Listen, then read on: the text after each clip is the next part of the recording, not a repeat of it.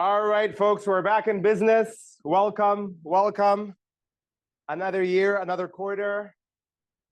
For those who don't know me, my name is Hisham Salem, and I'm the Associate Director for Research here at CDDRL. On behalf of the Center, it is my pleasure to welcome you to our seminar today, Epidemiological Shocks, Governance and Extraction in Colonial Mexico, featuring our very own Alberto az-Cayeros, who is a senior fellow at FSI, longstanding senior fellow at FSI, and a professor by courtesy in the political science department here at Stanford. He is a renowned scholar of comparative politics, and he has made lasting contributions to our understanding of federalism, poverty, and violence in Latin America and beyond.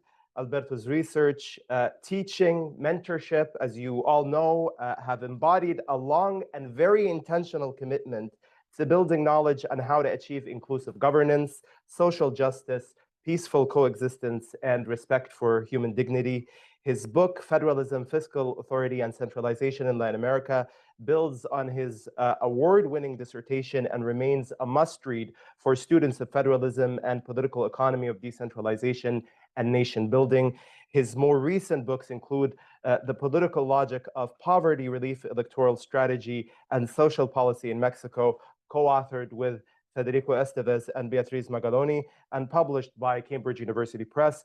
His articles have appeared in over 20 peer-reviewed journals, including CPS, World Development, Journal of Conflict Resolution, Studies in Comparative International Development, and others. Alberto's article, Pandemic Spikes and Broken Spears, co-authored with Sam Jha and Juan Balbuena, won the 2023 Alston Prize for Best Article in the Journal of Historical Political Economy. Between 2016 and 2023, Alberto served as the director of the Center for Latin American Studies here at Stanford.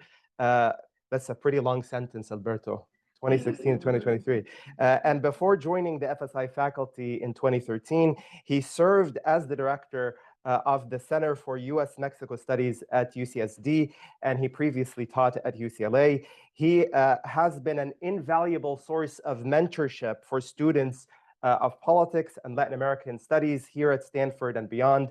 At Stanford alone, he served on nearly 20 dissertations committees or thesis committees.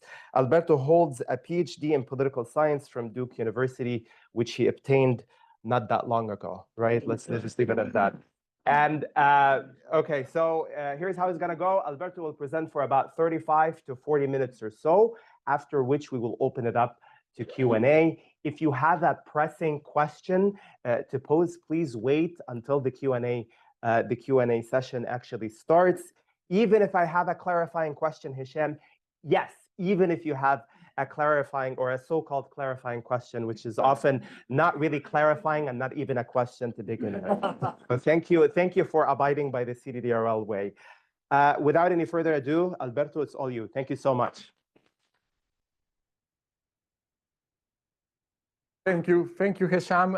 Thank you all for being here. I really, appreciate this. So gracious that you are in the way you introduce all our speakers, not just me, but I feel very honored. Thank you.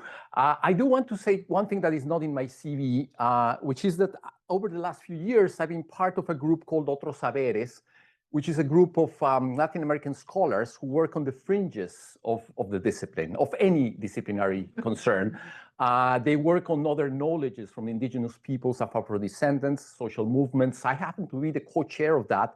But a lot of what I'm going to do today with you is going to force you to think about otros saberes, other knowledges. For those of you who might be already in that kind of way of thinking, I'm going to force you in a way to think about scientific knowledge as otros saberes. And for those of you who don't really get into this world of otros saberes, I hope we can kind of have a glimpse of what knowledge there might be there that we might be missing. We're going to be talking mostly about that tiny thing at the top there, which is a small town called Tepetlaoztoc. Oh, how do I point with this? It's not a pointer. Oh, okay, no laser.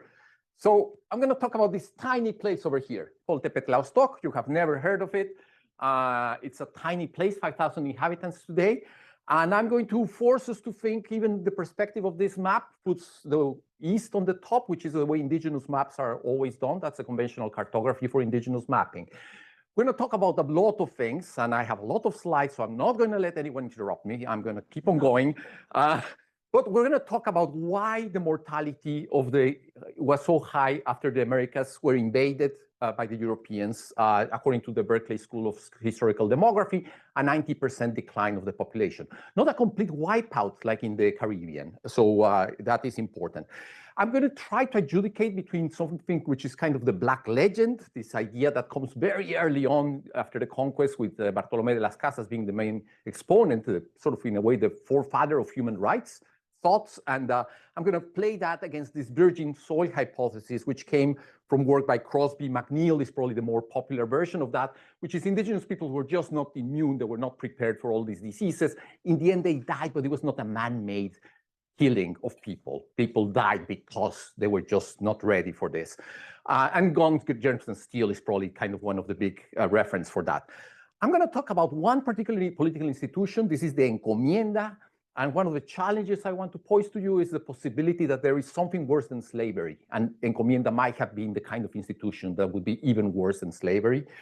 I will talk about aspects, this is more of the empirical side of things, about what land ownership might do to mitigate pandemic effects, about ethnicity, about social structures, and mostly about autonomous governance. How and why does it matter to have some kind of autonomy when you're trying to mitigate the effects of a pandemic? And this is going to be a story of a particular place, Tepetlaoztoc. This is in the Acolhua Kingdom, but it is a kingdom. The problem is that some of these political structures, the more I learn about them, the more difficult it is to just translate them into whatever the European terms are. It is a compound republic, but it's also a kingdom, but it's also an imperial space. And this is one of the units, one of the city-states within it. And we're going to talk a little bit about whether these things that we will learn from Tepetlaoztoc are they generalizable for questions about colonialism or development. And this is probably one of the most important questions that Sumitra and I have been obsessed about for the last 10 years. Did indigenous claims over territorial legitimacy and the kind of autonomy that they try to express, what kind of legacy did it leave for long-term development? So very broad questions, and we're going to try to answer them in a very specific space. Now, this is Tepetlaoztoc. This is a map of Tepetlaoztoc. I want you to think of this as a map. Notice a couple of things which are very important about this map. The iconography tells you that immediately that this is an indigenous map. It is showing just roads with footprints on the roads. It is showing us these red lines. You cannot quite see them. I'm sorry, my slide cut off. There's another red line on the top. There's another red line. There's another red line here on the lake, which is the Lake Texcoco. This is the lake of what used to be the basin of Mexico City that had this system of lakes. It still remains. There's a little bit of that lake left. I'll show you in a bit. And because of the binding of this book in the British Museum, you cannot see, but there has to be another line, another red line on the other side. So it's a border. It's a clearly delimited border of a political space.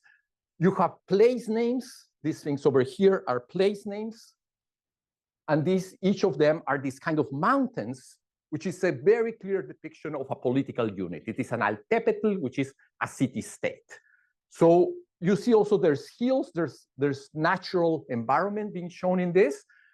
We can see these hills and we can see this forested area. We're going to learn more about this map as we go along.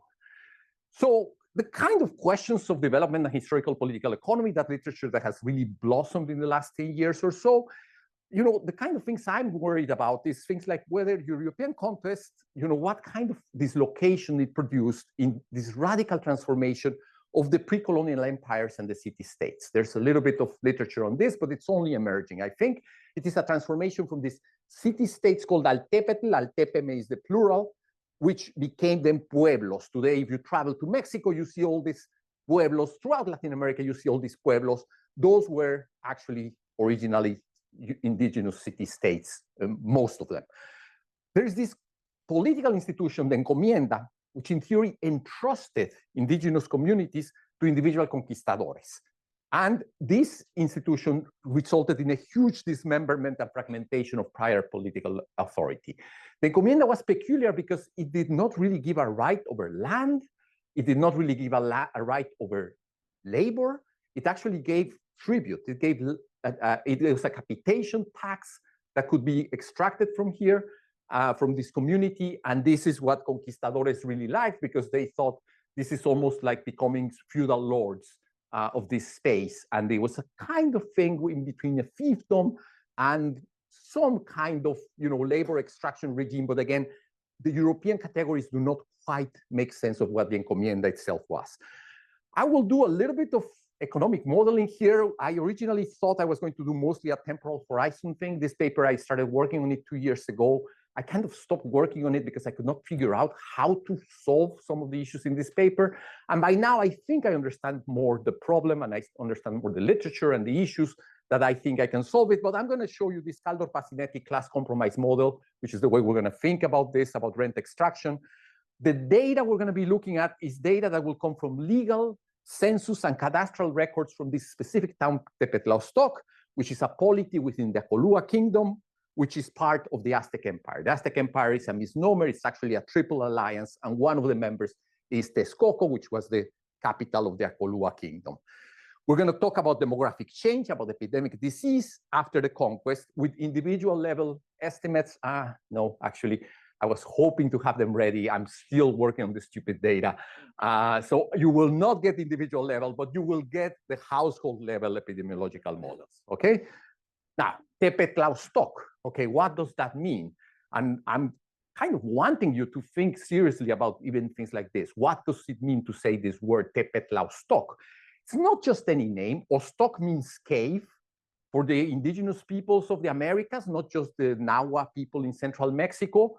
Caves are incredibly important because they have to do with the primeval moment in which this crocodile becomes the earth, this reptile. We're not quite sure exactly what it is.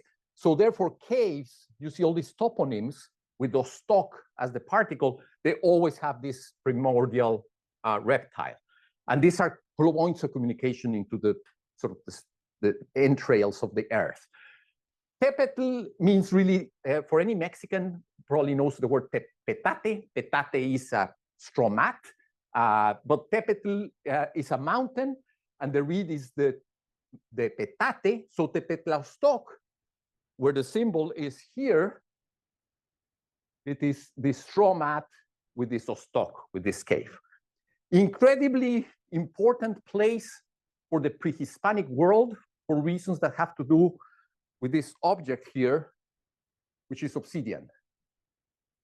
So the Petlachique Mountains were a very important source of obsidian, and obsidian, if you don't have ironworks, was the main hard thing you have in the tips of the spears of the pre-Hispanic military technology of that moment. So they were very rich because they had this, and they were in a very strategic point of communication between various areas. The other thing I want to note here, and you will learn a little bit of that in our talk,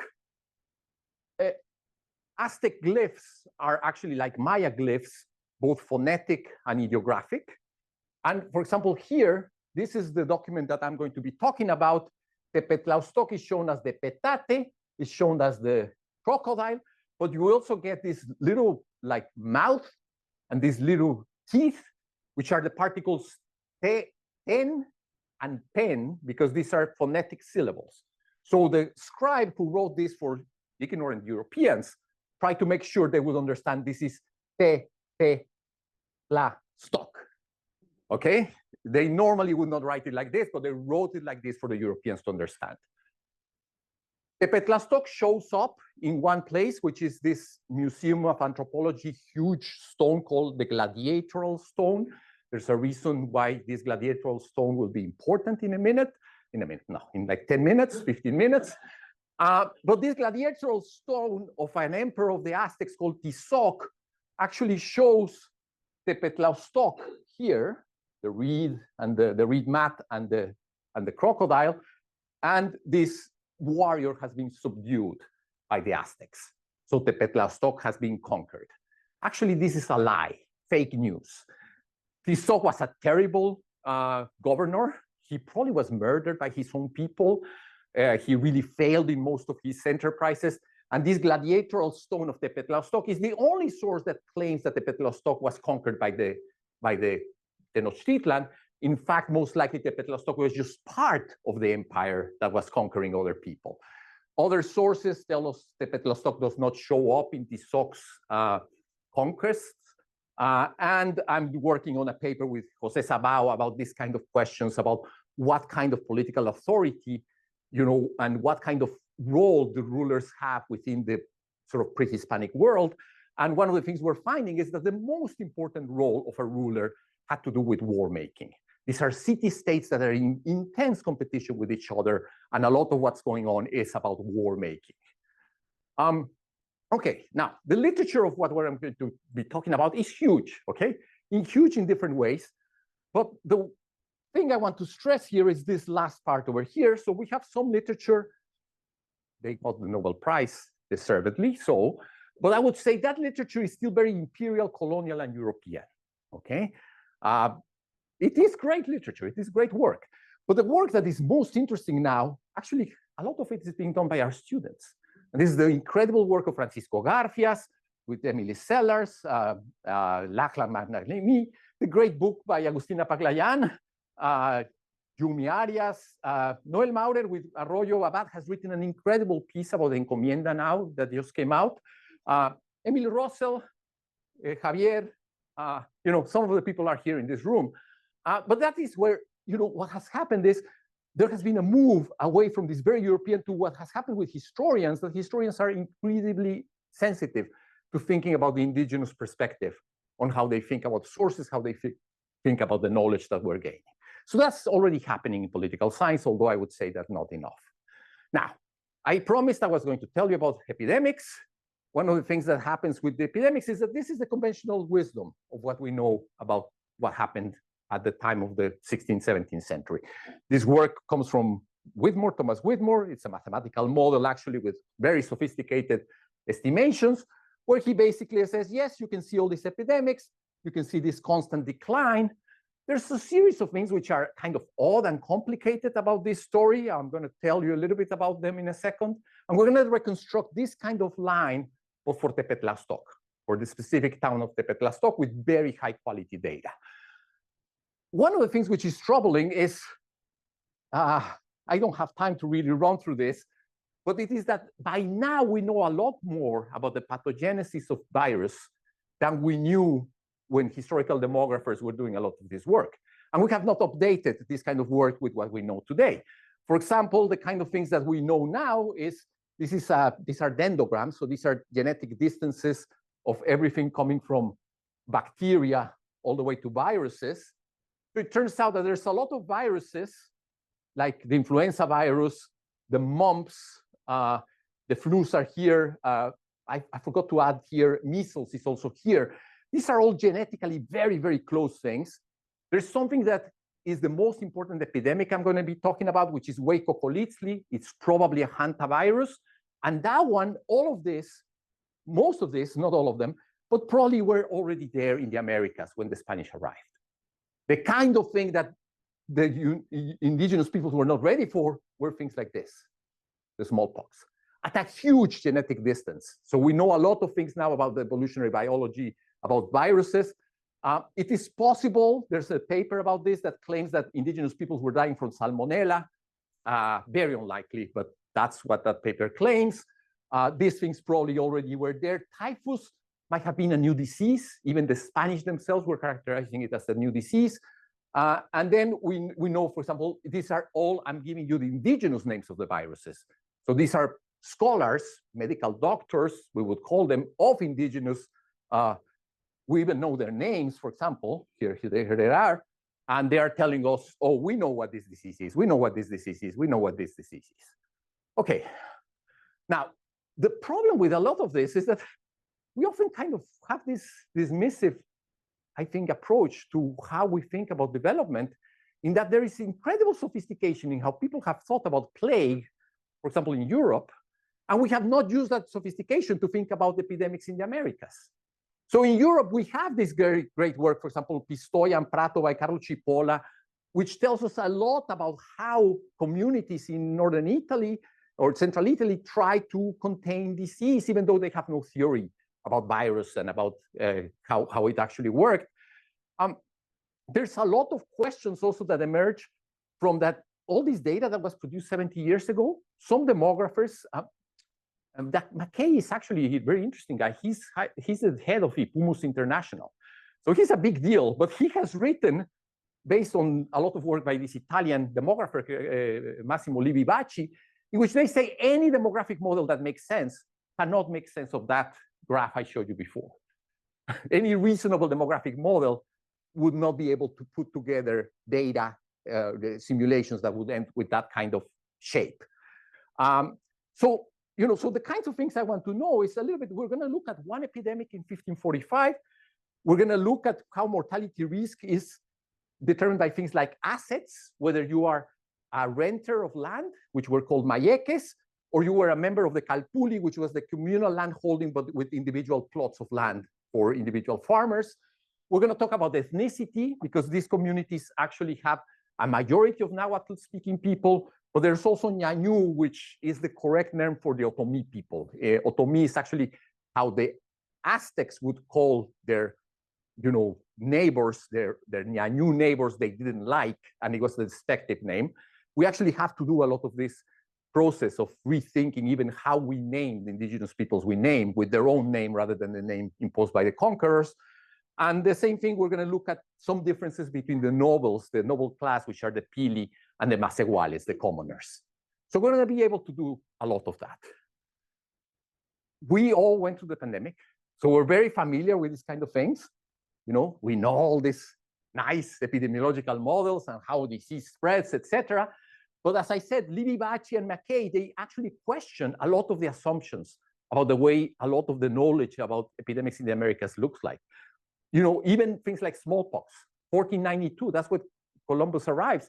Why do you have the first outbreak of smallpox until 1518? I mean, these are just kind of simple, strange questions. Actually, Livi-Bacci calculates that because of the way it is transmitted, etc., somebody in a ship would actually die before they would arrive with smallpox. You would have maybe some records. There were not maybe enough people that could bring the smallpox from Seville. He said maybe actually smallpox should have arrived like in 1540 rather than in 1518. But most people have not thought about these kinds of questions. There's also this great work by Kubler. It's the only historian, it's actually an art historian, but it is the only historian that has actually produced a series of data where he shows that, in fact, through epidemics, what you should have in a good demographic model is demographic rebounds. You get higher fertility rates as population dies, but then you get higher fertility rates. You get, earlier marriages. You get a series of things that would actually give you bumps, and you get these U shapes rather than just this thing like that. Ole Benedicto is an incredible book. He has a series of chapters, articles, but he really questions a lot of what we even think about the Black Death when he uses good epidemiological models. He says, well, the kind of things we learn from these models is because you have this very complex transmission with the vector of the rat and the flea and the transportation. And the important thing here is that Benedicto shows that in very non-urban spaces, transmission should not be so easy as you move into very rural dispersed populations, which is the way pre-Hispanic populations look like. Archaeologists have done a lot of work showing us that these were very rural dispersed populations. They were not, concentrated. It was not Tenochtitlan. That was the exception. Mostly there were these city-states with a lot of hinterland, with a lot of population. And we also learned things from COVID. And then the work I've done with Sumitra, which I'm going to show you 2 slides very quickly on the work with Sam and Juan. What we've done in this kind of work is Sumitra has this powerful theory about trading peace, this trading peace theorem. I'm sorry for the typo there. But this trading peace theorem tells us something about when there is this ethnic complementarity. And it is possible for someone to specialize in a good but not be expropriated by the colonial powers. What we've done in the work that we've done together on this is we've looked at how different goods were in a way valuable for the Europeans in very different ways. So Europeans really cared about gold. They really cared about cochineal, which is what has been our obsession. They didn't give any thought about nice feathers. Cacao actually is interesting because it was very quickly reproduced and done in plantations in other places in the rest of the Americas. So we use these kinds of sources. We reconstruct the sort of the whole network of how population looked. And we end up doing in that paper this kind of work where you can actually see these hugely differentiated deaths that are differentiated by the product that you're specializing on. So if you were a cochineal producer, actually there is almost no population loss. If you were a cacao producer, you're really in trouble. You have huge population losses. Gold producing goes kind of in between, and quetzal producers do not do very well either. One thing we find in this study, and this is something we're still struggling with and trying to figure out, there is this incredible anomaly. I don't know if you can understand what these red points are, but this is the population in 1548. This is the population at the end of the colonial period in 1780s, 1790s. All of these red points you see here are places that are completely wiped out. Nobody's left. We know people lived in all these places in the early colonial period. Everybody either migrates or dies. And this is, again, for any epidemiological model, this is a complicated problem. Why did so much of the mortality wipe out these communities in the coast? Okay. Now, we have contemporary sources that tell us how epidemics work. I'm going to read this one. It's a little bit long, but this is a priest that happened to be in Tepetlaoztoc in exactly the moment in 1544 when this epidemic came. And he says, for 8 months now, there has been such a great mortality of Indios, mainly in Mexico, and 20 leagues around it. It is hard to believe. But from what I will say, you will be able to surmise all the rest. In Tlaxcala, one of the city-states, 1,000 or more Indios died ordinarily every day. In Cholula, next to it, one day there were 900 bodies, and the usual thing is 4, 5, 6, 700 each day. Huejotzingo, another city-state nearby, is ravaged.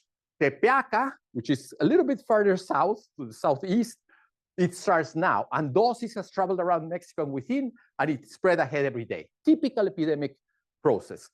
The number of dead people is incredible, and more die every day. In our own town of Tepetlaoztoc, where I am now, there are already more than 14,000 deaths.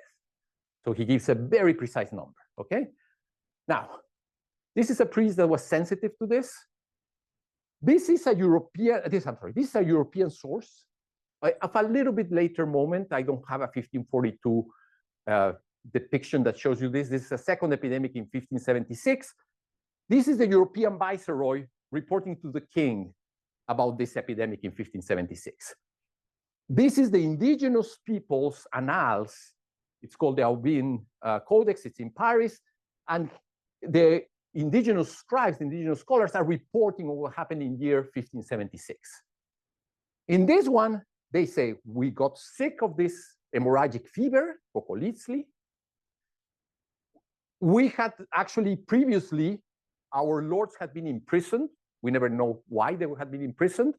So they had to add more tribute. They added one more domain into the tribute in order to free their lords. We had this disease, and then we tried to make some processions, but actually they told us, you cannot come out on your processions. You will be fined 5 pesos, which 5 pesos is just an incredible amount of money if you come out. So they're doing social distancing. They're preventing people from going out on processions. That's what the indigenous source tells us. The viceroy, it's item 13 in a long letter to the king.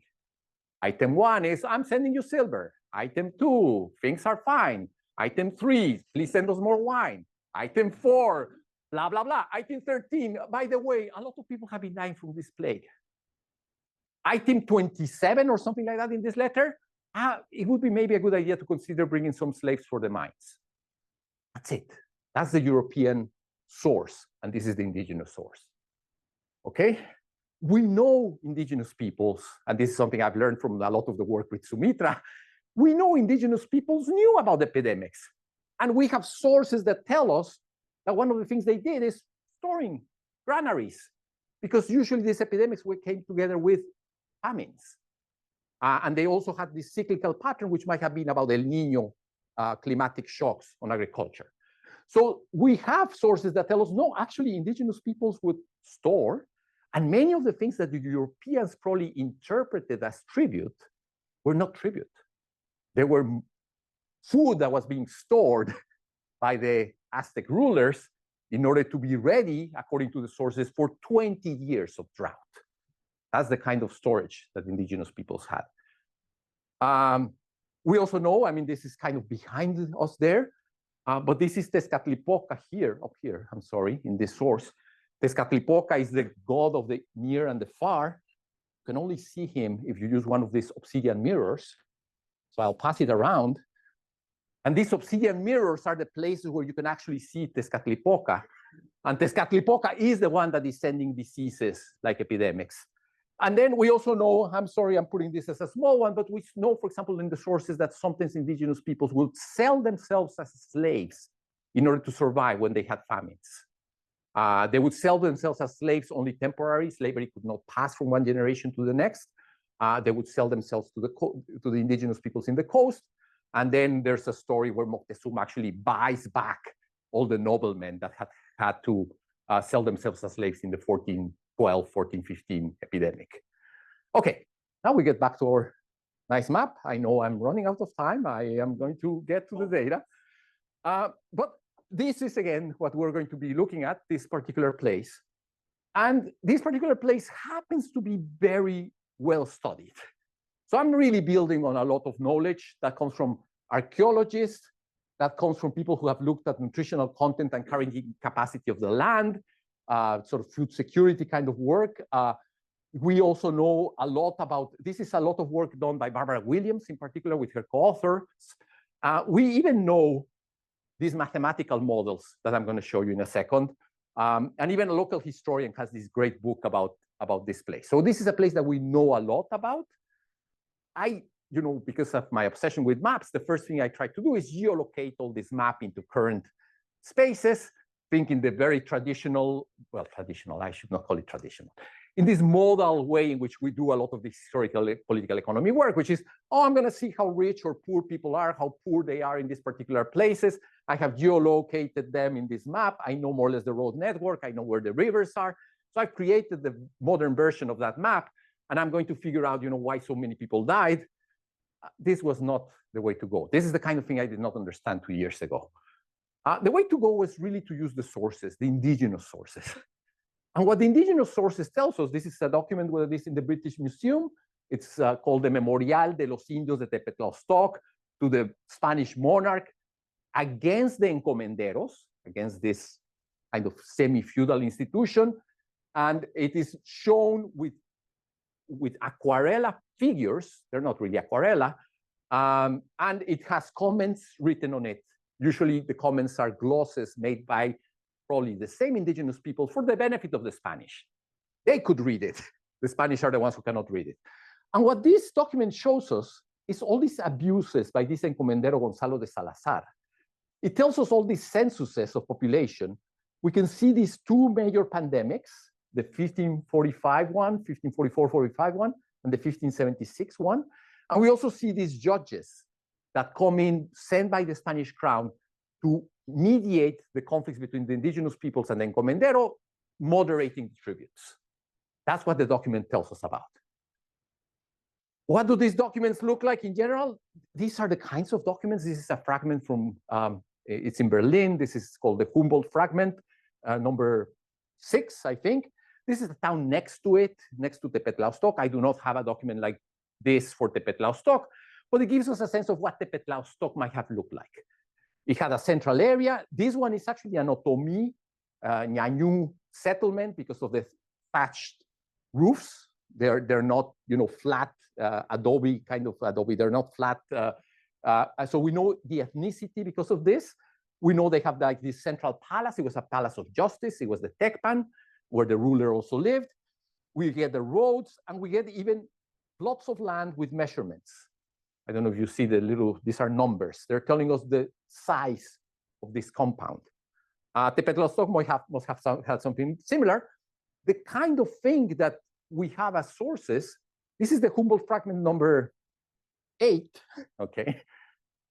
This one is in very bad shape. I mean, this is actually a copy of the Humboldt fragment done by somebody in the 19th century, Agostino Aglio.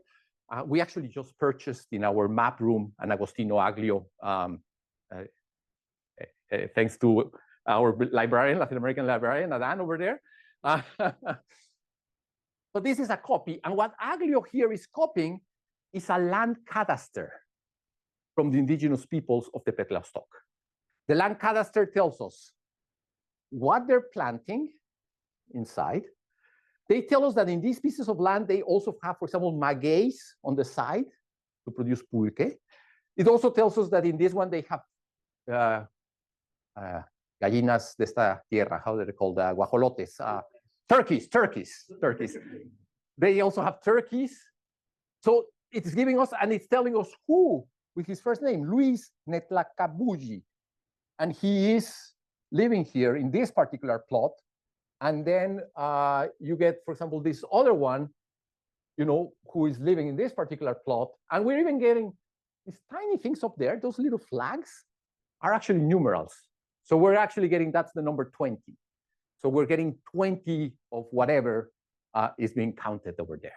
Okay? So that's what we're going to be showing. I'm going to show you around. This is the coding that I have not finished, which is the individual coding, but I'm going to pass around one of the sources for this. And this is the kind of work that the indigenous peoples did in 1544. They have a census and they have a land cadastre. The census indicates each family unit. Most of them are nuclear families. They have a husband and wife, and then they have children. The children are actually indicated because of the way they're drawn by age. So we know when they're adults and we know when they're youth. We also know their ethnicity. If they're Nahua, they live in this kind of house. If they're Ñañú, they live in this kind of house. We also know in this kind of data whether infants, here. This is an infant. So this is a baby. They're in a cradle. They give us the gender of the kid. Basically, if it's a woman, it shows a little textile that they're working on. And even something that I only discovered last week, and that's part of the reason why it's taking much longer, is they indicate when the infant, when the baby is no longer a baby, but it's a toddler.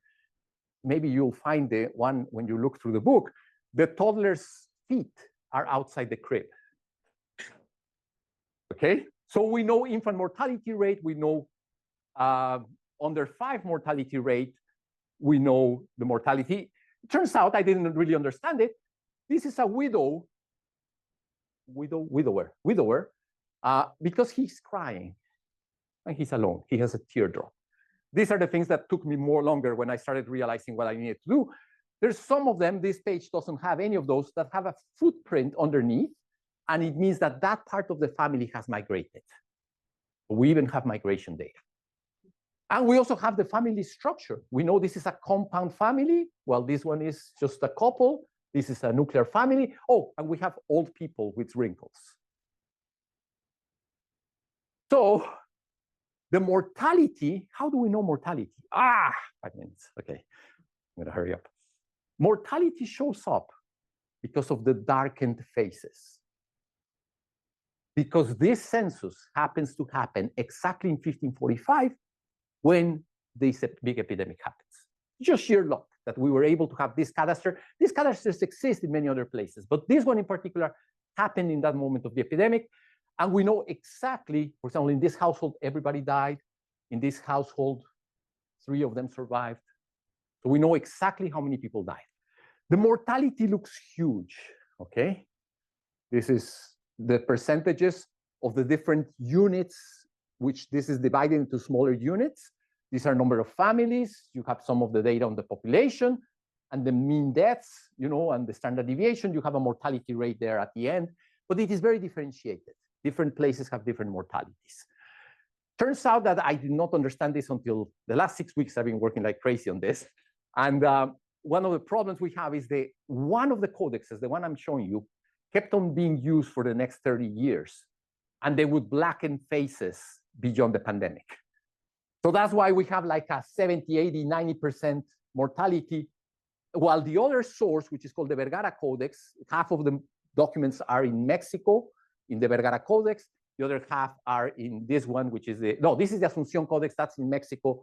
The Vergara Codex is in Paris.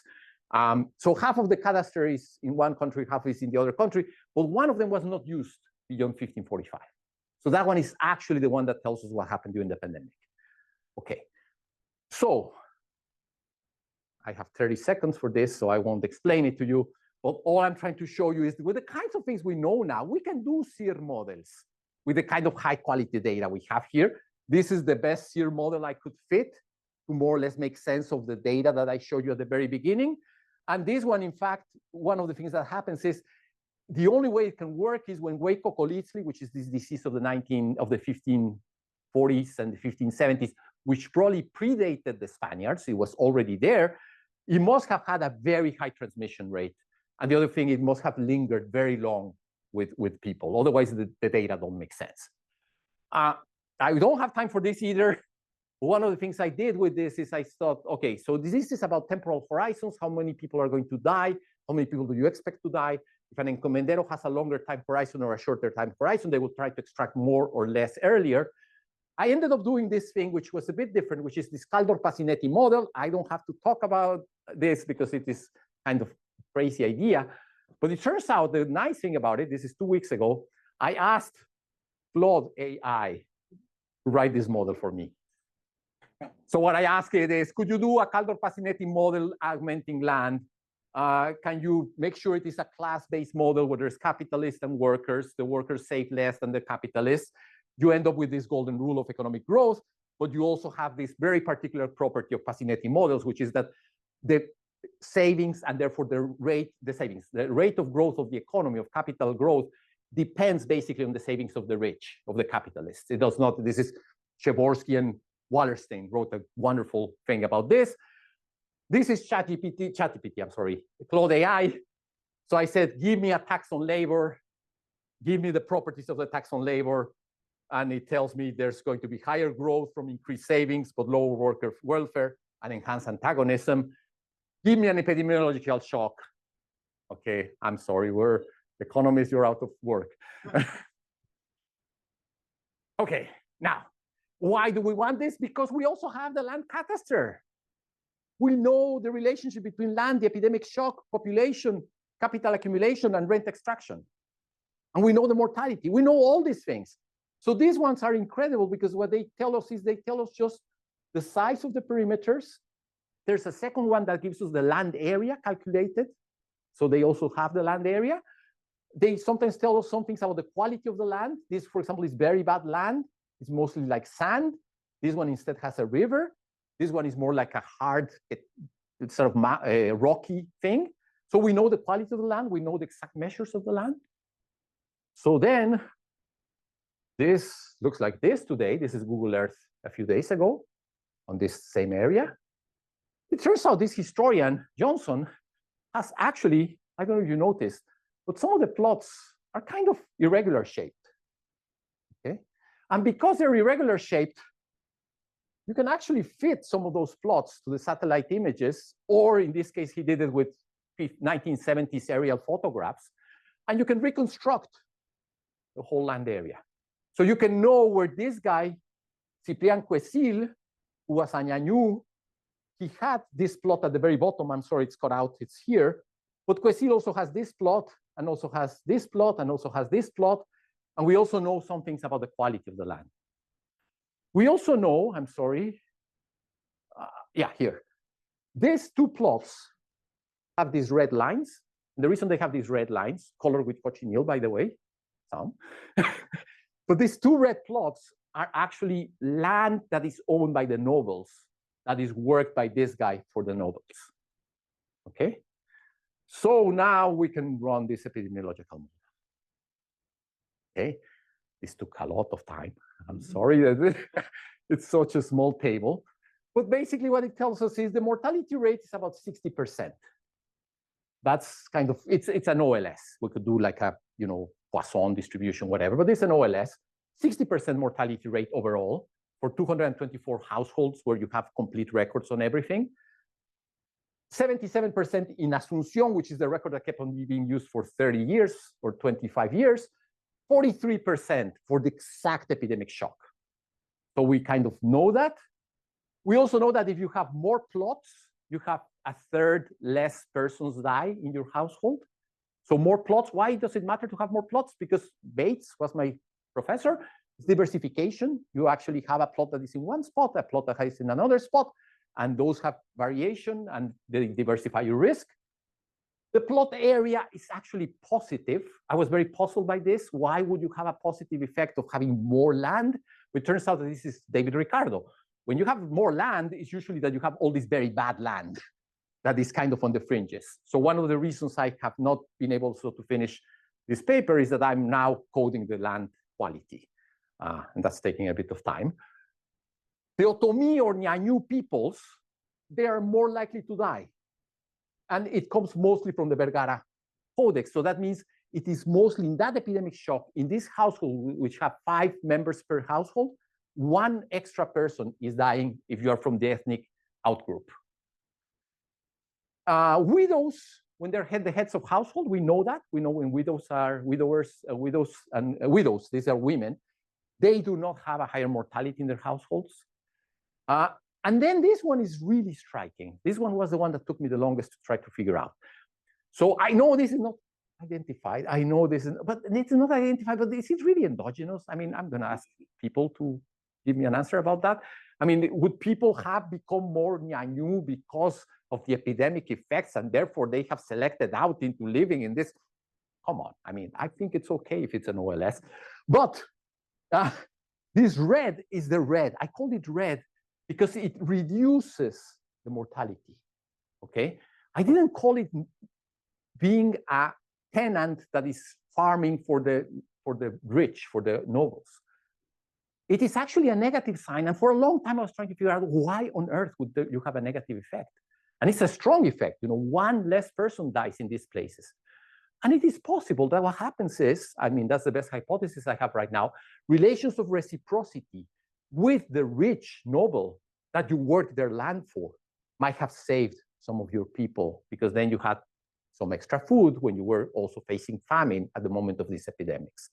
So I think it is about the mechanisms of sharing going on in this community that explains this. It is not an exploitative relationship per se of, or you're my tenant, you know, die. Now, indigenous peoples did not run this epidemiological model. I don't have time to do this because I know Hesham is going to kill me. It'll be a happy death. But all I can tell you is that the indigenous peoples did not show epidemic effects in their documents. What they show is this deputy of Cortes burning their noblemen to extract more tribute.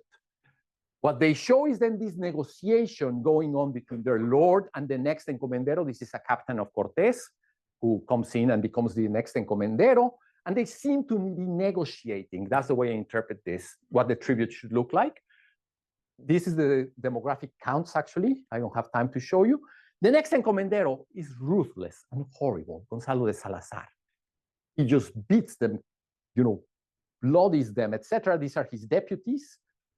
And we can have the tribute counts for these places. So this is kind of the normal tribute of one of the encomenderos. He got all these 40 pieces, 40 pieces of gold. All these blankets, they seem like blankets, they seem like cloths, but they were the currency. So this is really money. That's what this means. There's a count. These things mean 8,000, 8,000, 8,000. So there's 24,000. Plus these are 400 times 9. So there's about 30,000. These are 20 times 8. These are 5. So there's about 30,000 people in this count when he's negotiating. And this guy, he was a miner. So one of the things he did is he would force people from Tepetlaoztoc to go to his mines that were about 300 kilometers away. And these guys would have to carry, these are carriers, these are porters. They're going to his mines and they're carrying, there's 1,200 porters carrying stuff to the mines of this guy. That's what the indigenous peoples are showing us. They even get women along because they have to grind the corn that people are going to eat. And we get all the exact amounts of how much grain they brought with them, how they brought all these pots and pans, etc. Okay, so this is a close-up of that thing I just showed you. This is the first year of this guy, Gonzalo de Salazar. He was a horrible man, terrible, terrible man. But he was so well connected to the European aristocracy. He was an enemy of Cortés. He was called the factor, which basically means there was an accountant, there was a person who was in charge of kind of, in the treasury, there was an accountant, there was another person that was in charge of kind of fiscalizing, and there was the tax collector. He was the tax collector for all the Americas, okay? For all the Americas, all the New Spain. And this guy, this is his normal tribute. So normal times, he gets cacao now, he gets all these blankets, but they're very ornamented, more skilled, more labor. He gets the gold. He builds his house in Mexico City with the labor from these people. And he gets this, all of this is for everyday, food, etc. But then this guy falls out of favor. He's an enemy of Cortés. And in 1531, he's asked to go to Spain. And the year in which he has to go to Spain, and this is the idea about that encomienda might have been worse than slavery, he thinks he's done. He thinks he's not going to be able to keep this encomienda anymore. So this is the tribute he sends to Spain in that year, in 1531. He gets the usual gold, he gets all these cloths, but then all these extra cloths, all these jewels, all these more jewels, all these feather kind of head pieces, all these extra ornamented things, and these things, which are obsidian mirrors, okay? He sends all of this to Spain. And the indigenous people, all they tell us is 220 carriers died from taking this to the port of Veracruz. These are the numbers that died. We actually don't know how many transported it because we even get the shoes. So it's 20 times 10. So there's 20 times 10, no, 20 times 10, that's right. What is that? 200. 200 of these shoes, and we have 400 of these other shoes. We more or less know what kind of enterprise this was about. So they have this thing about the datamemes. These judges come and moderate the tribute. And because we get these judges to moderate the tribute, that's why we have these documents. Because we know that the indigenous peoples presented all these proofs of the abuse of the encomenderos. So this graph now looks a bit different. What are the causes of this pandemic kind of loss?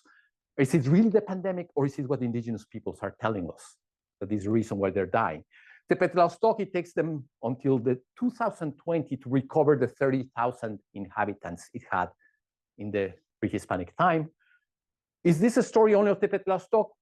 This is my best mapping of all the encomiendas, around 1,200 of them. So maybe there were 1,200 stories like this. This is a little bit about external validity. I think there is, the more we work on this, the ones who are working on this, we know that there's a lot of variation. Peru was different. The encomienda in Colombia was probably different. The kind of processes that happened in the Guarani region of Paraguay were probably a bit more benign. And I don't have time to do this, but I'm going to finish with two things in my -1. One is this, that in a way, this is the rent you want to extract in this Carlo Pacinetti model. This is a tax on labor. It could be all the way to 1%, to 100%, or it could be 0. The commoners are probably somewhere around here. The missionaries are trying to convert as many souls as possible. So maybe close to the Masewalis in terms of how much taxation they want there to be. The noblemen are probably somewhere around here. The crown is probably around here. The judges that the crown sends to overlook this tribute counts, the crown officials are probably a little bit closer to the enslavers, and I would claim that the encomenderos are even farther out there. And you have these coalitions, which if you had had a coalition like this, the Masewali with the missionaries, with the Pili and the crown, and it had won out, that's kind of counterfactual history, maybe the story of the 16th century would have been quite different. But what we had is more like the crown with the judges, with the officials, with the enslavers and the encomenderos. That was the winning coalition, I think, in the colonial period. I think that's the way we have to understand this process. Final thing I just want to do for a minute. We went to Tepetlaoztoc, Beatriz and I, 2 years ago. This is the Sierra there. These are these hills. Nothing substitutes actually going and seeing the place. Very close by, there's this aqueduct. And this aqueduct is this beautiful thing built by the Spanish in the 16th century. The aqueduct is very strange because it has these embedded glyphs in different parts of the wall, okay? And it's only on one side of the wall that you have these embedded glyphs. Tepetlaoztoc, this is the original map I have been showing you, also includes this other map. And this other map, everybody has interpreted it as a map that has toponyms. So the original ones that are also in this one, plus these other places that are supposed to be all place names. And these all these place names are supposed to be kind of the topography of this city-state. Once I saw this aqueduct in situ, okay, so these are the kinds of place names that we know from historians' work, but this one was very strange. It is like a clay pot. And it's a clay pot just like that, and there's a lot of those. And this clay pot actually looks like the clay pot this guy has in his head. Okay? So this was my Rosetta Stone. And I'm not going to be able to explain to you at this stage what this is, but this is my efforts at learning Nahuatl glyphs, okay? So this slide took me weeks of work. But what this is saying, these are not the town of Huachichinolco, Texcalan, Ocelotepec, Mazapan, Xahuitlán, Tepetzongo, which is what historians have actually said. What this is saying is, we, the people of these neighborhoods, the ones that we have the records from, are Cuauyotl and Oceyotl, which is something called diphrasism. In Nahuatl, symbolism is usually done with two words, and it means we are the brave and we are the courageous, because we are the eagle and we are the jaguar. That's what this actually means. We're warriors. And these two things are in between our minds of obsidian. And this thing that has been interpreted as a place called Mazapan, if you really think about it, what it's showing is it's a river. So it's my land that has a river that has two markers on it. So these are called mojoneras in Mexico. These are markers of our territory. And we also have all our wildlife, all the deer, all these forests. That's ours. And we go back to the gladiatorial stone I showed you at the beginning. It took me a very long time to understand. This is actually an astamecatl, which is a gladiatorial stone.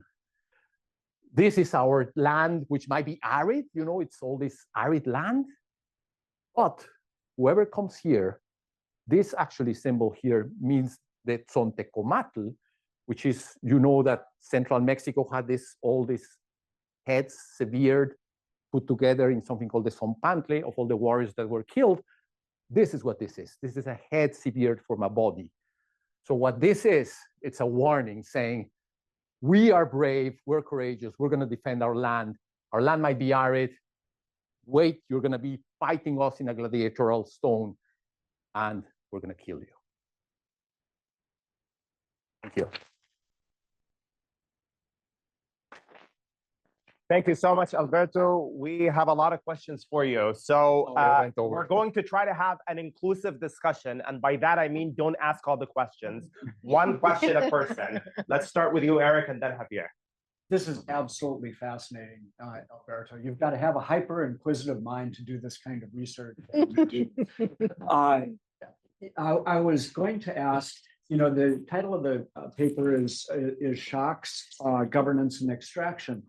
And I said, where's the extraction? Where's the extraction? And then you unloaded all sorts of extraction on us at the end of your talk. But my question is, it seems like indigenous interaction between the nobles and the peasants was not extractive or heavily extractive, because indeed one of your locations is positive health outcomes if there is a relationship between the nobility and the peasants.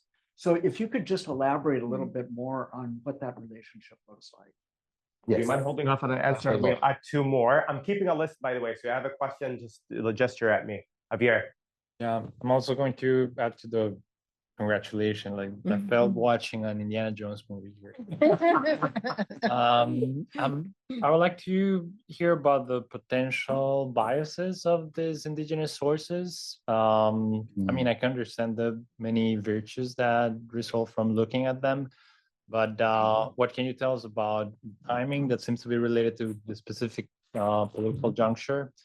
And yeah, and maybe if there's something there that could help us with these external validity questions, right? Because if we know that certain type of sources emerge at certain times and they overestimate, underestimate certain type of things, we might be able to do some estimates and move towards an aggregate picture of the effects. Okay, I love the questions. And Yeah, Didi? one more? Okay. One more. So this seems like it could be a million projects, all of which would be super interesting. I just want to make sure I have this basic one correct.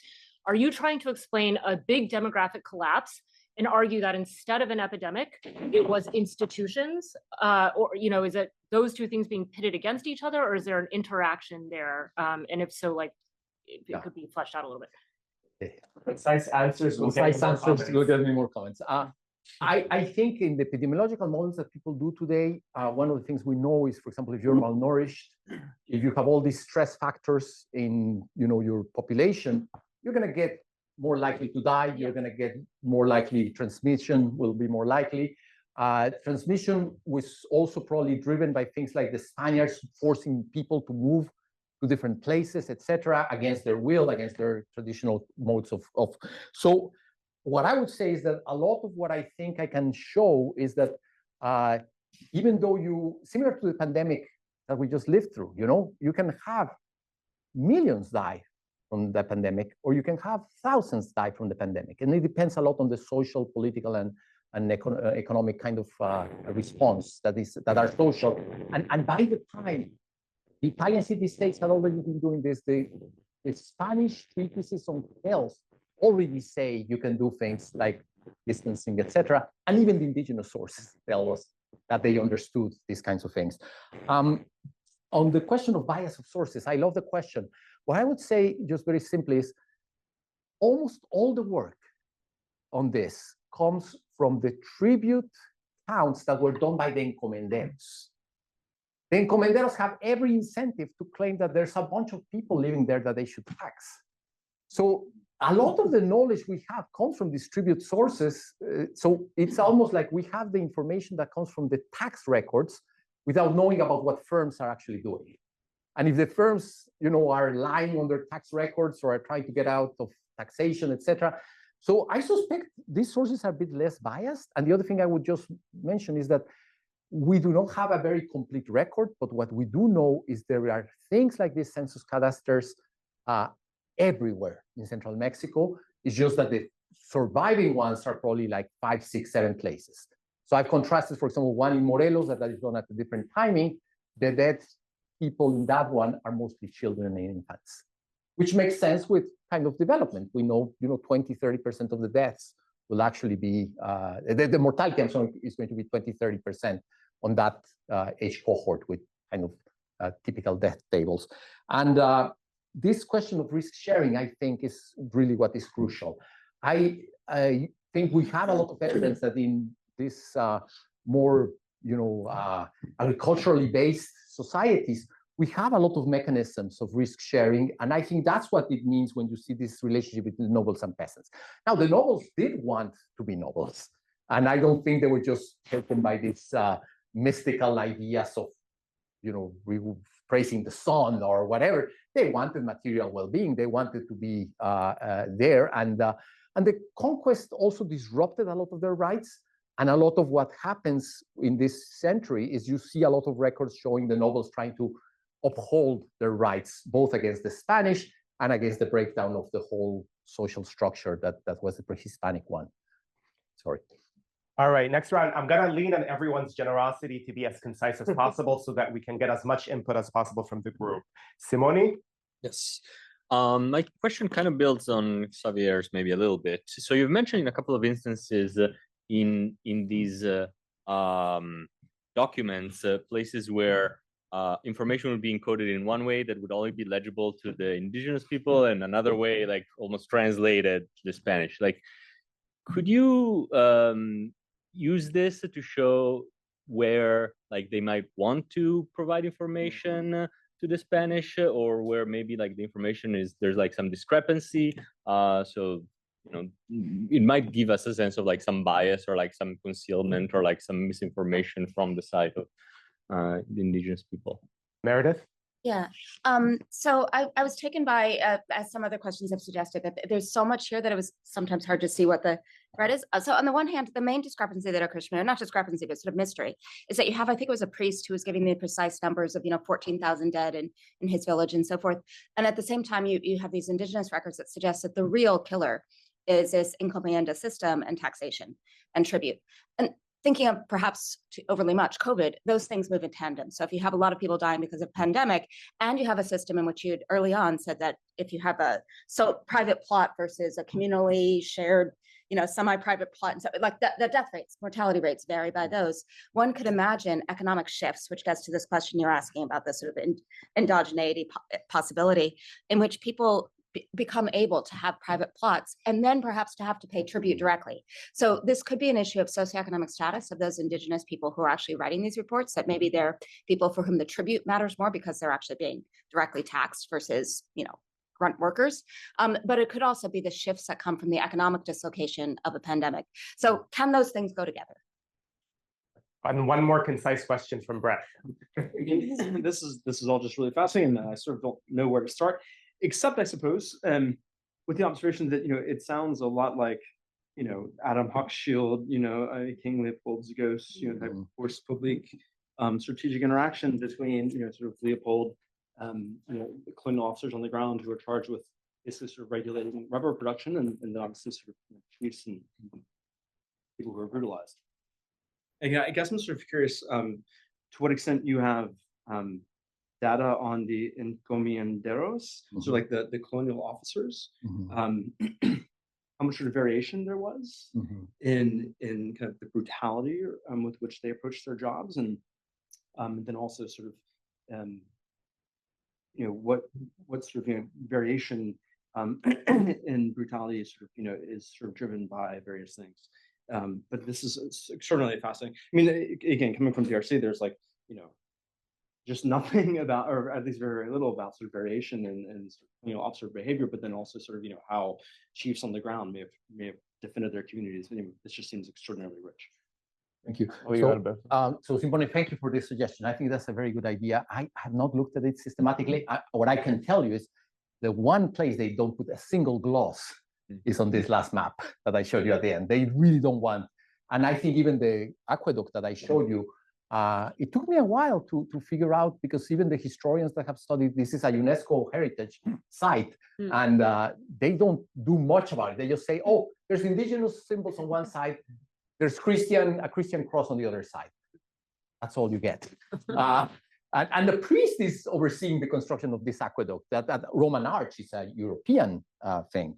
Then the question about the priests, one thing that is striking, Meredith, is in fact, the priest numbers are exactly the numbers that come from the indigenous records. So he must have asked them how many people have died.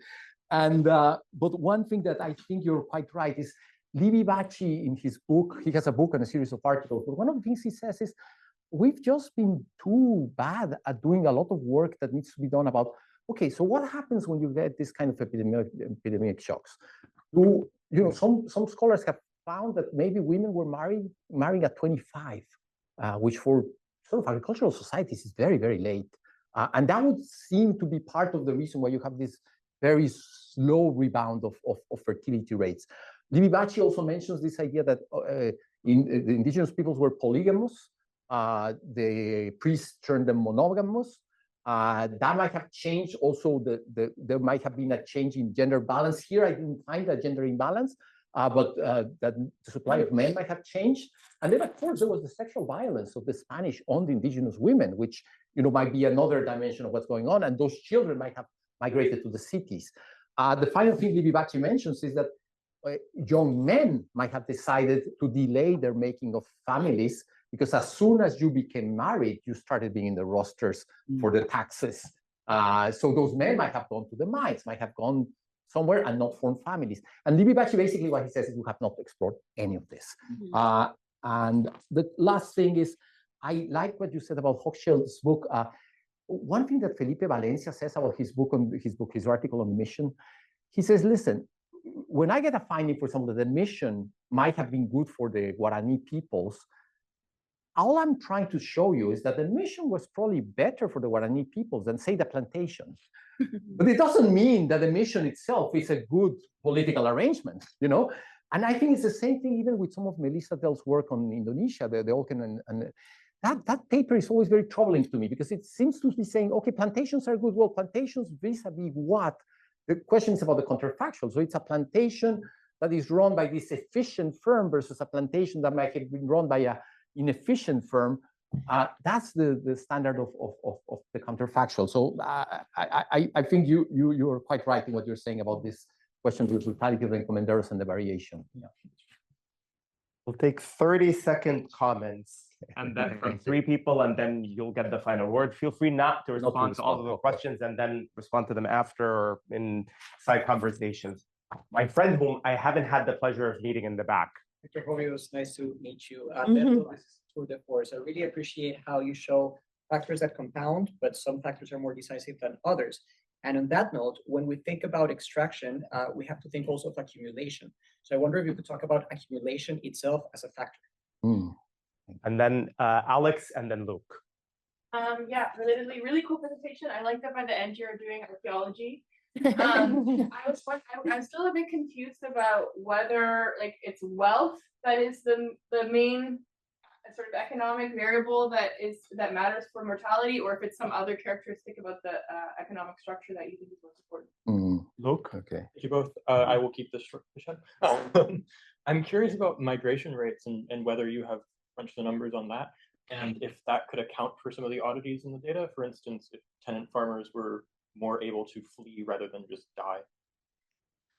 1 minute, decide 1 minute. So migration, I only discovered like 10 days ago that the records do have migration data. So I don't know. All I can tell you is that historians, Sumitra and I, have tried to track that part about migration.